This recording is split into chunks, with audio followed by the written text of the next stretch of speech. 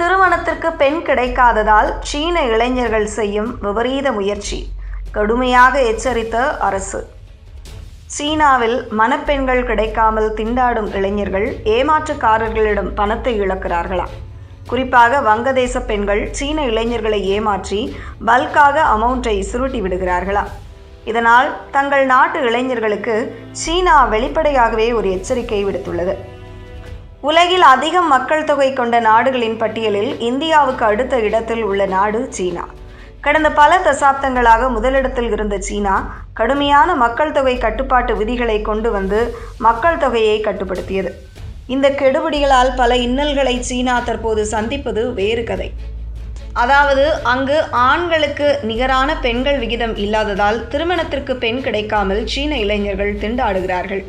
நம்ம ஊரில்தான் 90s கிட்ஸுகளுக்கு சோதனை என்றால் சீனாவில் அதைவிட நிலைமை மோசமாக இருக்கிறதா? கடந்த 2020ஆம் ஆண்டு மக்கள் தொகை கணக்கெடுப்பின்படி சீனாவில் பெண்கள் எண்ணிக்கையை விட 2 கோடி ஆண்கள் அதிகமாக இருக்கிறார்களா? இதனால்தான் இந்த நெருக்கடி நிலவுகிறதா? எப்படியாவது திருமணம் செய்தாக வேண்டுமே என நினைக்கும் சீன இளைஞர்கள் ஏழை நாடுகளைச் சேர்ந்த இளம் பெண்களை திருமணம் செய்ய ஆர்வம் காட்டுகிறார்களா? குறிப்பாக இந்தியாவின் அண்டை நாடான வங்கதேசத்தைச் சேர்ந்த பெண்களை திருமணம் செய்து கொள்ள ஆர்வம் காட்டுகிறார்கள்.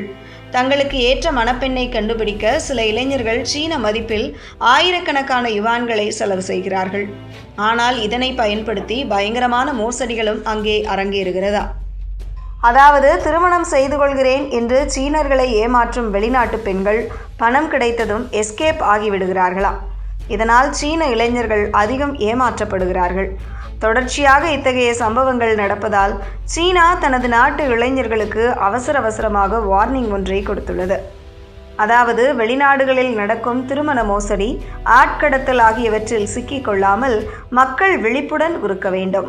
சோஷியல் மீடியாக்களில் பழகியவர்களை நம்பி ஏமாந்து விடாதீர்கள். சட்டவிரோத திருமணங்களை செய்ய வேண்டாம். குறிப்பாக வங்கதேச பெண்களின் அழகில் மயங்கி ஏமாந்து விட வேண்டாம். வெளிநாட்டு பெண்களை திருமணம் செய்வது சட்டப்பூர்வ அங்கீகரிக்கப்பட்டது இல்லை. எனவே திருமண ஆசையுடன் மணப்பெண்களை தேடி புரோக்கர்கள் மூலமாகவோ ஏஜென்சி மூலமாகவோ செல்பவர்கள் கைது நடவடிக்கையை எதிர்கொள்ள நேரிடலாம். வங்கதேச சட்டப்படி ஆள்கடத்தல் உள்ளிட்ட குற்றங்களுக்கு 7 ஆண்டுகள் சிறை தண்டனையும் 5 லட்சம் டாக்கா அபராதமும் விதிக்கப்படும்.